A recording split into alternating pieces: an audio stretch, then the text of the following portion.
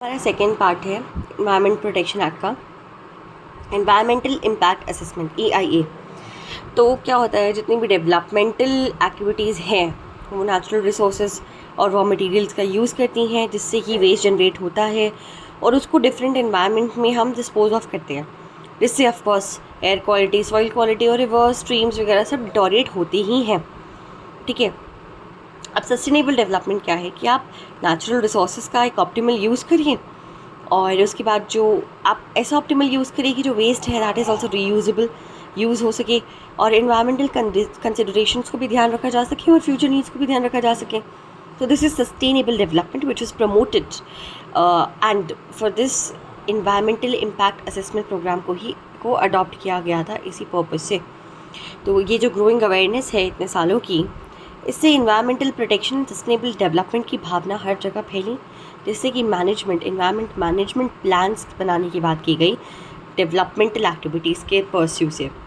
तो यहाँ पे क्या हुआ कि प्रमोशन हुआ ना इंटीग्रेशन ऑफ एनवायरमेंटल कंसर्न्स का, कि हाँ भाई सबकी कंसर्न्स वही हैं डेवलपमेंटल प्रोजेक्ट से जो वेस्ट जनरेट हो रहा है, जो रॉ मटेरियल लग रहा है, उन सब पे रेगुलेशन होनी चाहिए। इसलिए हमारे पास इन्वायरमेंटल प्रोटेक्शन एक्ट आई थी 1986 की, है ना। अब देखो नीड क्या है इन्वायरमेंटल इम्पैक्ट असेसमेंट की।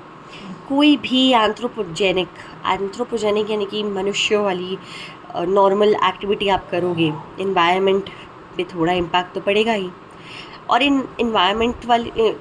इन एक्टिविटीज़ को हम रोक नहीं सकते, क्योंकि इससे ह्यूमन बींग्स सर्वाइव नहीं कर पाएंगे। ये एक्टिविटीज़ ज़रूरी है उनके फूड के लिए, सिक्योरिटी के लिए और अदर नीड्स के लिए। जो हमारा रियो डिक्लेरेशन था 1992 का, उसका प्रिंसिपल 17 कहता है कि हमें एनवायरनमेंट इम्पैक्ट असेसमेंट EIA जो प्लान्स हैं उनको फॉर्मुलेट करवाना है। तो इन्वायरमेंटल इम्पैक्ट असेसमेंट एक नेशनल इंस्ट्रूमेंट है जो कि अंडरटेक करी जानी चाहिए for proposed activities that are likely to have significant adverse impact on environment and are subject to a decision of a competent national authority, ये कहा गया था। अब देखो यूरोपियन इकोनॉमिक कमेटी जो है, इसके ऑब्जेक्टिव्स, EIA के ऑब्जेक्टिव्स को कैसे बताती है कि जो प्रोजेक्ट है ये the effect of a project on environment must have been assessed in order to take account of the concerns to protect human health, to contribute to means of a better environment, to the quality of life, to ensure maintenance of the diversity of species, and to maintain the reproductive capacity of ecosystem as a basic resource of life. So this is how EIA is viewed by the European Economic Committee. ठीक है, तो EIA का use करके हम environmental as well as economic benefits जो हैं achieve कर सकते हैं। और इससे क्या होगा, कॉस्ट कम होगा, टाइम जो है प्रोजेक्ट पे वो कम होगा, डिज़ाइन क्लीन अप कॉस्ट जो है और इम्पैक्ट जो है लॉज एंड रेगुलेशंस के वो भी कम होंगे, मतलब ज़्यादा बेटर रहेंगे। तब देखो डेफिनेशन हम जैसे जो है international association for impact assessment defines it EIA as the process of identifying, predicting, evaluating and mitigating the biophysical, social and other relevant effects of development proposals prior to major decisions being taken and commitments made। मतलब आप जो भी बड़े development projects लेने वाले हैं उसके क्या इम्पैक्ट रहेगा फ्यूचर में, ये पहले ही हम प्रेडिक्ट कर रहे हैं थ्रू EIA। ठीक है, तो ये डेफिनेशन है और ये एक चार्ट है, अगर आपको पढ़ना हो तो आप पढ़ सकते हो। ठीक है, अब देखो फिनलैंड जो है, ये लोग कहते हैं EIA को 3 पार्ट्स में डिवाइड किया इन्होंने। तो ये क्या है, ऑप्टिमल इकोनॉमिक कम एनवायरमेंटल प्लान देगा। ठीक है, और इसका पर्पस इकोनॉमिक डेवलपमेंट को इंक्लूड करना नहीं है बल्कि बढ़ा ही रहा है। और इसका रोल जो है is to identify and describe environmental hazards which a proposed project will likely to cause if no EPM environmental protection measures are included in the project। क्या हार्म रहेगा फ्यूचर में, ये प्रेडिक्ट करना। ठीक है, तो अब इसका ओरिजिन और इम्पैक्ट असेसमेंट देखते हैं। ये बेसिकली आया था प्रिकॉशनरी प्रिंसिपल से, यानी कि प्रिकॉशनरी प्रिंसिपल था ना कि precaution is better than cure. तो पहले ही प्रिकॉशन ले लो कि इन्वायरमेंट हमारा डैमेज ना हो उस रिगार्ड में। तो ये उसी पे बेस था, उसी के बेसिस पे ये आया है। प्रिकॉशनरी प्रिंसिपल जो है वो मैंडेट करता है कि EIA जो है वो ऑब्लिगेटरी होना चाहिए हर डेवलप्ड कंट्री के लिए, ताकि हमें पहले ही पता चल जाए कि जो हम डिसीजंस ले रहे हैं उसके क्या सिग्निफिकेंट एडवर्स इफेक्ट होंगे इन्वायरमेंट में।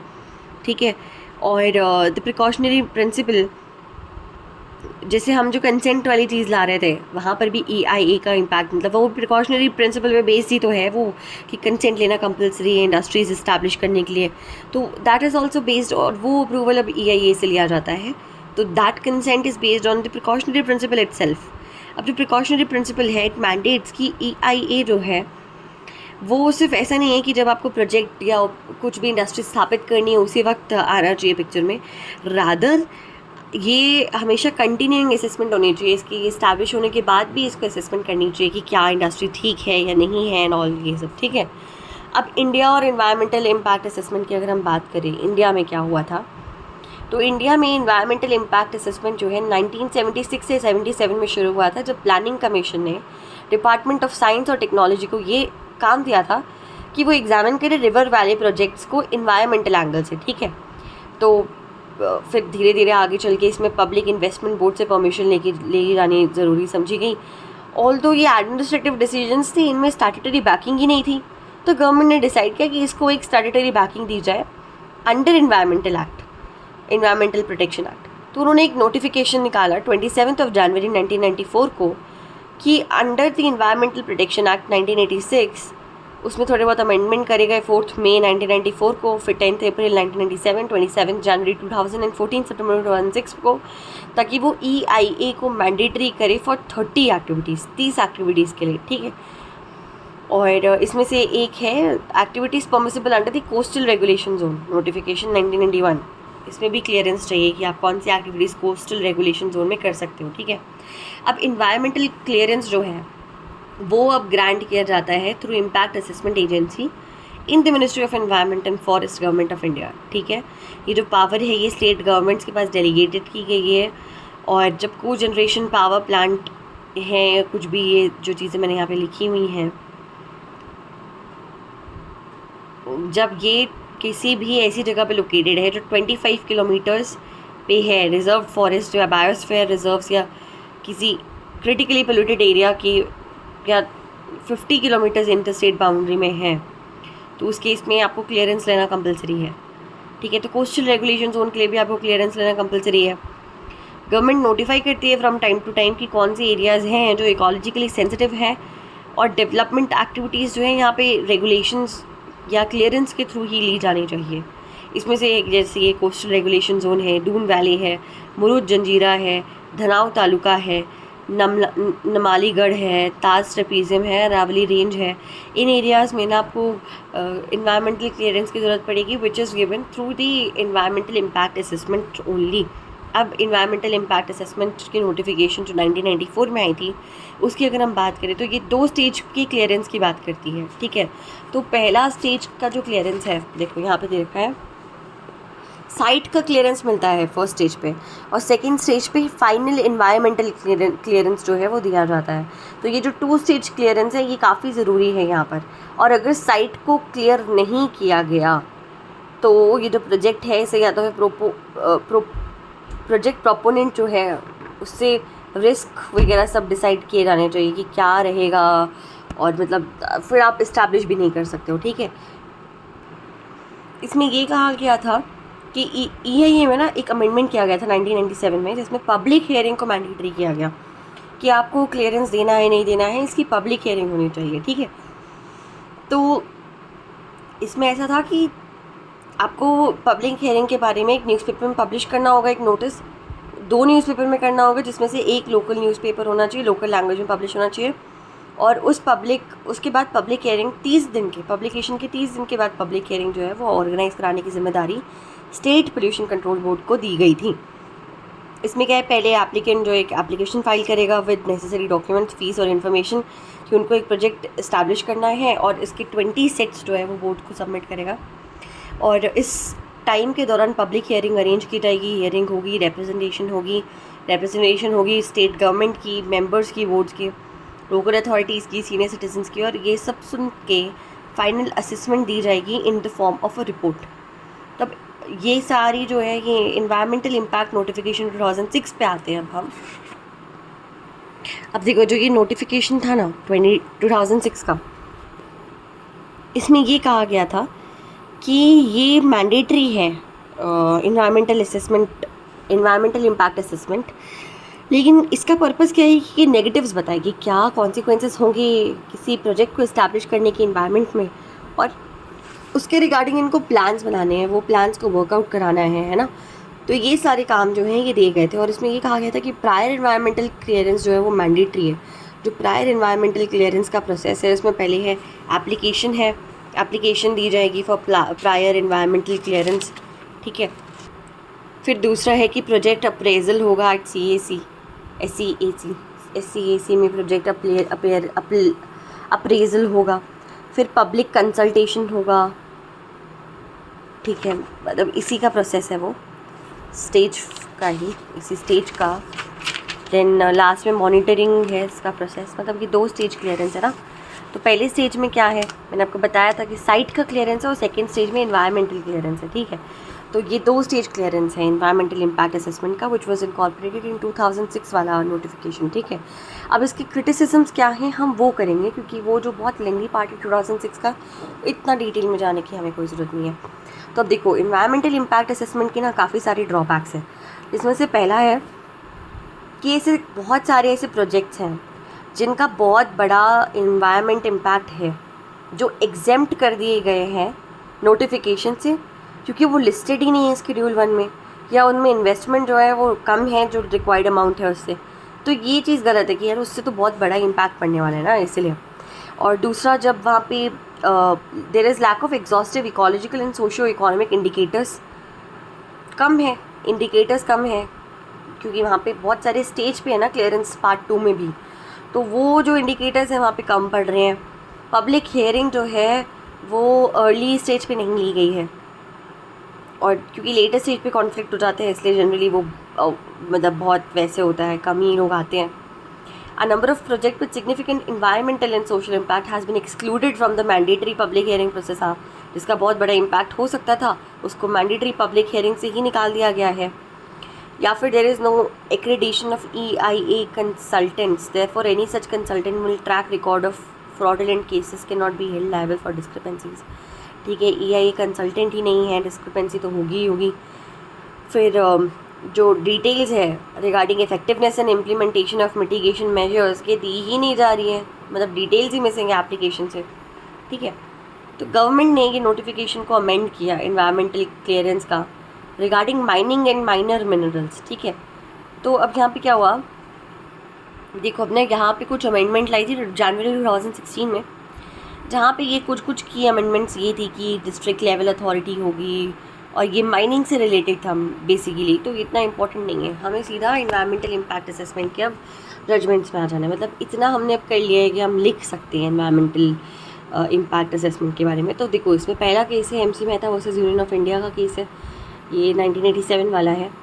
तो यहाँ पर सुप्रीम कोर्ट ने कहा था कि हमें EIA की सबसे ज़्यादा ज़रूरत है, और उनके वर्डिंग्स ये थे कि we would therefore suggest that high-powered authority should be set up by the Government of India in consultation with Central Board for overseeing functions of hazardous industries with the view to ensure that there are no defects or deficiencies in the design structure or quality of their plant and machinery. There is no negligence in maintenance and operation of the plant and equipment, and necessary safety devices and instruments are installed and are in operation, and proper and adequate safety standards and procedures are strictly followed. ये supreme court ने कहा था इस case में। फिर एक और case है ये जहाँ Lafarge Umiam mining private limited versus union of India का।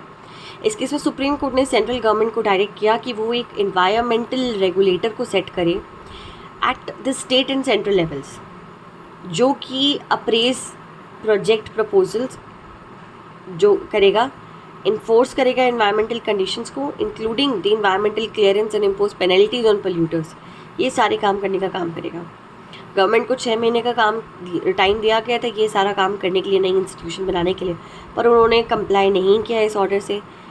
इंस्टेड जब ये जो ऑर्डर है नॉन कंप्लायंस का ये हियरिंग में आया 2013 में, तो गवर्नमेंट ने कंटेस्ट किया फॉर अ रेगुलेटर सेटिंग की अप्रोप्रिएट मैकेनिज्म ऑलरेडी है, तो हमें कुछ ऐसा करने की ज़रूरत ही नहीं है। तो ये था ये केस। इसके बाद सुप्रीम कोर्ट ने इस केस अगले केस में TN Godavarman versus union of India वाले केस में अपनी जो डिसीजन था, ऊपर वाले जो डायरेक्शंस थे, उसको रीइटरेट करके बोला गवर्नमेंट को कि अब आप को एक नेशनल एनवायरमेंटल रेगुलेटर बनाना ही है स्टेट ऑफिस के, और विद इन 3 months में बनाना है. और it observe that the current environmental clearance process was deficient in many aspect. जो आप कह रहे थे वो बहुत एस्पेक्ट में डेफिशिएंट है, और इसलिए अब हमें एक नया रेगुलेटर चाहिए. तो जब ministry of environment and forest clearance देंगे under the forest act, the forest regulator would ensure that permission are accorded in consonance with the forest policy. ठीक है, तो इसलिए हमें एक रेगुलेटर की ज़रूरत है. वैसे ही इन्वायरमेंटल इम्पैक्ट असेसमेंट नोटिफिकेशन 2006 जो है, इसको directly national regulator for every project की तरह ही डील किया जाए. ठीक है, ये कहा गया था, इस केस में कहा गया था.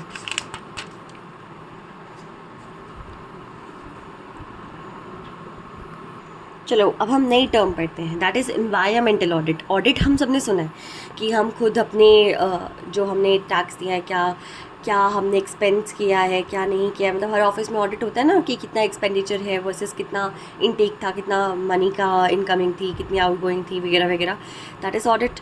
सिमिलरली इन्वायरमेंटल ऑडिट है, जिसमें हर इंडस्ट्री, हर कंपनी जो है उसको, या हर डेवलपर है, उनको हर साल अपना सेल्फ असेसमेंट भी करना है और एक्सटर्नल वेरिफिकेशन भी होता है कि कितना उन्होंने एक्सपेंस किया है, क्या हुआ है, मतलब इन्वायरमेंटल के रिगार्डिंग में, कि इन्वायरमेंटल परफॉर्मेंस उनकी कैसी थी, क्या उन्होंने legal and physical environmental regulations की कंफर्मिटी में रह के काम किया है, इन्वायरमेंटल पॉलिसीज़ को काम किया है, रिडक्शन हुआ है वेस्ट में या नहीं हुआ है, कोई मतलब जैसे वो इन्वायरमेंटल जो रेगुलेशंस हैं, मतलब पेड़ पौधे लगाना है, जो भी होगा वो फुलफ़िल हुए हैं या नहीं हुए हैं. ठीक है, एमिशंस को कंसिडर करना है, लोकल कम्युनिटीज़ पे क्या इफेक्ट है, लैंडस्केप पे क्या इफेक्ट है, इकोसिस्टम पे क्या इफेक्ट है, ये सब कुछ असेस करके उन्होंने अपनी इन्वायरमेंटल ऑडिट रिपोर्ट बनानी है. हर साल का ये काम होता है.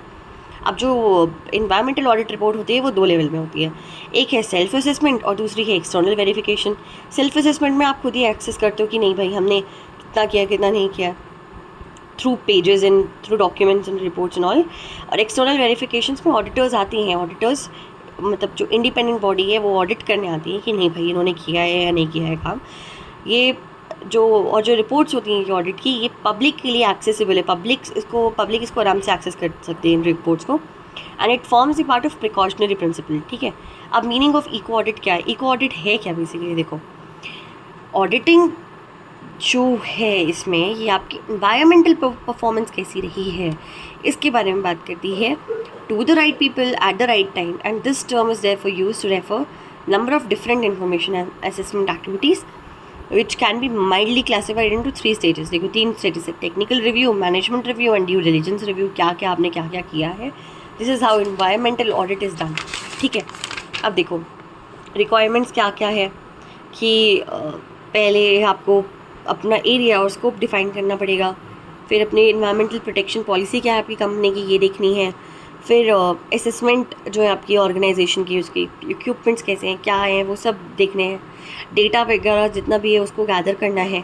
फिर आपकी क्या क्या चीज़ें आपने इम्प्रूव की है ये देखना है. फिर आपका इंटरनल रिपोर्टिंग क्या है, टॉप मैनेजमेंट्स ने कैसे काम किया है ये देखना है.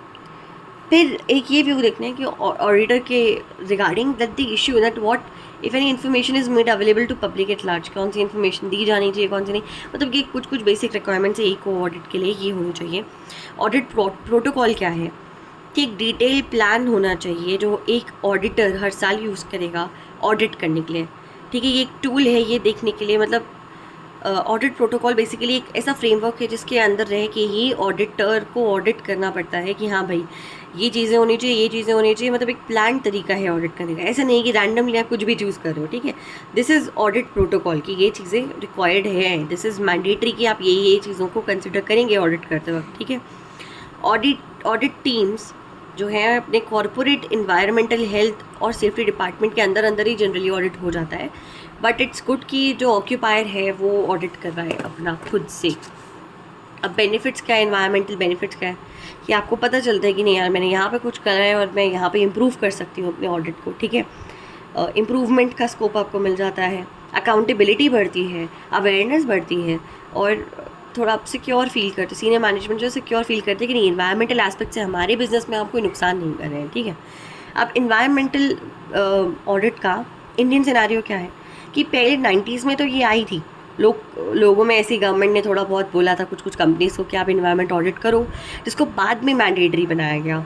इसको मैंडेटरी बनाया गया 1992, 13 मार्च 1992 में एक ऑफिशियल गेजेट में नोटिफिकेशन आया था उससे, कि इसमें कहा गया कि सबमिशन इन्वायरमेंटल ऑडिट रिपोर्ट का मैंडेटरी है। कुछ लिस्टेड इंडस्ट्रीज़ की जिसके नाम आगे दे रखे हैं उनको सबमिट करना compulsory audit report to concern state pollution control boards को। ठीक है, कब देना है? 15th डे ऑफ मे, यानी कि 15th डे ऑफ मे जब भी आएगा, 1993 से शुरू हुआ है ये, आपको देना ही है।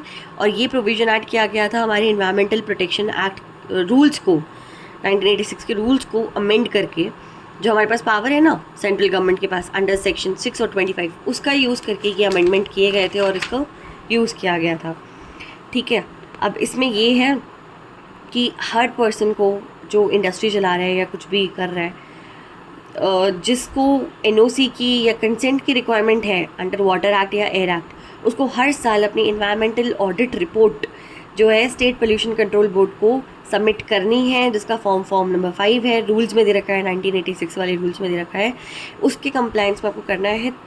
ठीक है, तो ये इंडस्ट्रीज़ है, कुछ 18 इंडस्ट्रीज़ है, cement factory, thermal power plant और शुगर फैक्ट्री, और ये सारी इंडस्ट्रीज़ हैं जिनको कि ऑडिट करना कंपलसरी है, इन्वायरमेंट ऑडिट करना कंपलसरी है। With this 3.4 is done. अब हम पढ़ेंगे अगली वीडियो में। Bye bye.